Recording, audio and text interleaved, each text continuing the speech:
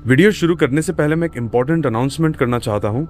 14 जुलाई 2026 को मैं आप सभी के लिए एडवांस्ड श्री सुक्तम की साधना की लाइव क्लास कंडक्ट करने जा रहा हूँ। इस सेमिनार में आप सभी को एडवांस्ड अकाट्य विधि द्वारा श्री सुक्तम साधना सिखाई जाएगी। इस साधना को जो कोई भी गुप्त नवरात्रि के 9 दिनों तक करेगा उसे कभी भी जीवन में लक्ष्मी जी का अभाव नहीं होगा। तो अगर आप भी इस सेमिनार को ज्वाइन करना चाहते हैं तो रजिस्ट्रेशन लिंक आपको डिस्क्रिप्शन में मिल जाएगा। इस सेमिनार की फीस काफी मिनिमल रखी गई है ताकि इसे हर कोई सीखकर अपने जीवन में स्थिर लक्ष्मी को प्राप्त कर सके। अब वीडियो के साथ हम शुरू करते हैं। हम सभी की जिंदगी में एक ऐसी एनर्जी होती है, एक ऐसा प्लैनेट होता है जिससे हम लोग बहुत ज्यादा डरते हैं। लाइफ में जब भी सडन डाउनफॉल्स आते हैं, बहुत ज्यादा कंफ्यूजन आता है या चीजें बिल्कुल आउट ऑफ कंट्रोल हो जाती है तो हम इस एनर्जी से लड़ने की कोशिश करते हैं। लेकिन हम ये भूल जाते हैं कि अगर इस इल्यूजन वाली क्योटिक एनर्जी को ठीक से समझकर कंट्रोल कर लिया जाए तो ये लाइफ में एक्सट्रीम फेम, सक्सेस और ऐसी हाइट्स दे सकती है जिसके बारे में आपने कभी सोचा भी नहीं होगा।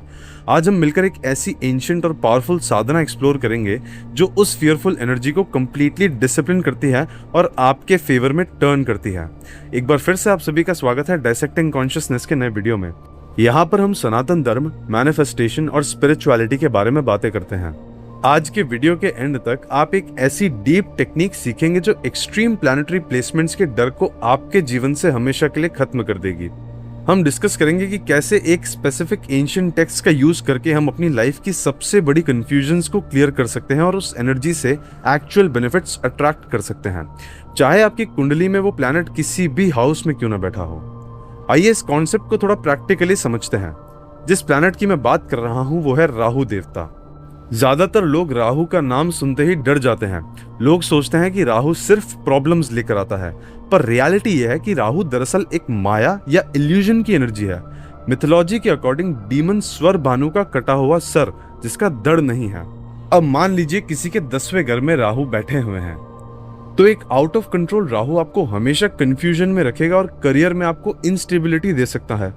लेकिन अगर आप अपनी आदतें, चॉइसेस और लाइफस्टाइल को ठीक रखें और इस एनर्जी को कॉन्शियसली चैनल करें तो यही 10वें घर का राहु आपको मैसिव फेम और एक सॉलिड अथॉरिटी दे सकता है।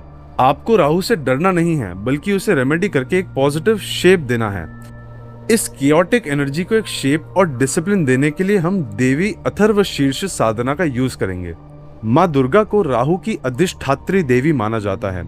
माँ दुर्गा हमें सबसे इजीली हेल्प कर सकती है राहु को एक बेटर शेप देने में और हमारे कंफ्यूजन्स और इल्यूजन्स को दूर करने में। इससे हमारी राहु की एनर्जी नेचुरली कॉस्मिक ऑर्डर में आती है और हमारे गोल्स के साथ में अलाइन हो जाती है। अब आइए इसकी स्टेप बाय स्टेप विधि को बहुत आराम से हम समझ लेते हैं। इसे रात के सन्नाटे में, जिसे हम निशिता काल कहते हैं, या दिन के राहु काल में करना बेस्ट होता है। गुप्त नवरात्रि के टाइम मिडनाइट का वक्त इसके लिए सबसे पावरफुल होगा और क्योंकि ये वीडियो हम गुप्त नवरात्रि के लिए बना रहे हैं तो आप इस साधना को रात के 11 बजे के बाद शुरू करेंगे।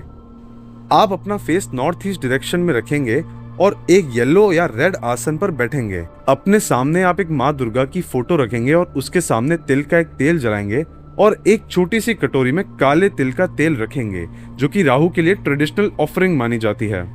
अब इस प्रोसेस को सेफली एक्टिवेट करने के लिए आपको ये सीक्वेंस को फॉलो करना होगा। सबसे पहले आप भगवान गणपति जी के बीज मंत्र ओम गंग गणपतये नमः के एक माला को करेंगे। ये आपके इल्यूजन्स और बैरियर्स को हटाएगा। फिर आप एक माला ओम नमः शिवाय की करेंगे। इसके बाद आप एक माला ओम बम बटुकाय नमः की करेंगे। ये आपके स्पेस से नेगेटिव एनर्जीज को हटाएगा।